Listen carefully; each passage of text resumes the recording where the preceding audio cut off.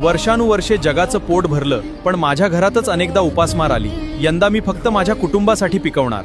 आम्हीही तेच करणार. आता आमच्या शेतातील धान्य बाजारात जाणार नाही. भाऊ, टोमॅटो किती? माफ करा ताई, टोमॅटो नाहीत. मग कांदे?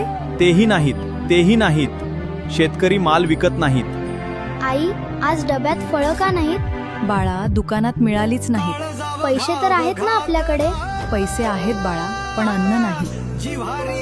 बाजारात अन्नधान्य साठा नसल्यामुळे पूर्ण अर्थव्यवस्था कोलमडली. त्यामुळे आपला कारखाना पण बंद पडलाय आणि माझी नोकरी पण गेली आहे. कारखाना बंद झाला, माझी पण नोकरी गेली. कर्जफेड थांबली आहे. व्यवसाय बंद पडत आहेत. बाजारपेठा ओस पडल्या आहेत. माझ्याकडे 50 कोटी रुपये आहेत. कोणी एक पोतं गहू देईल का? साहेब, आता पैसा नाही, अन्नच खरी संपत्ती आहे. आम्हाला वाटायचं शेती फक्त शेतकऱ्यांची गोष्ट आहे. आज कळलं, आमची नोकरी ही शेतावरच उभी होती. बाबा, सगळे लोक रडत का आहेत? कारण बाळा, ज्याची किंमत त्यांनी कधी ओळखली नाही, त्याची गरज आज त्यांना समजली आहे. जेव्हा मी रडलो तेव्हा जग हसलं.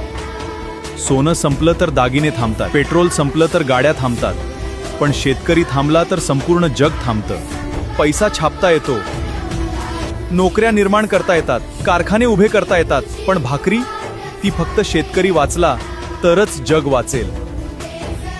जर तुम्हाला वाटत असेल की शेतकऱ्यांनी आता एकत्र यायला हवं, तर कमेंटमध्ये शेतकऱ्याबद्दल काही लिहा किंवा फक्त जय शेतकरी असं लिहा. ही गोष्ट प्रत्येक शेतकरी आणि शेतकऱ्याच्या मुलापर्यंत शेअर करा. शेतकऱ्यांचा आवाज आणखी बुलंद करा. कारण एकटा शेतकरी हरू शकतो, पण एकजूट झालेला शेतकरी इतिहास घडवू शकतो.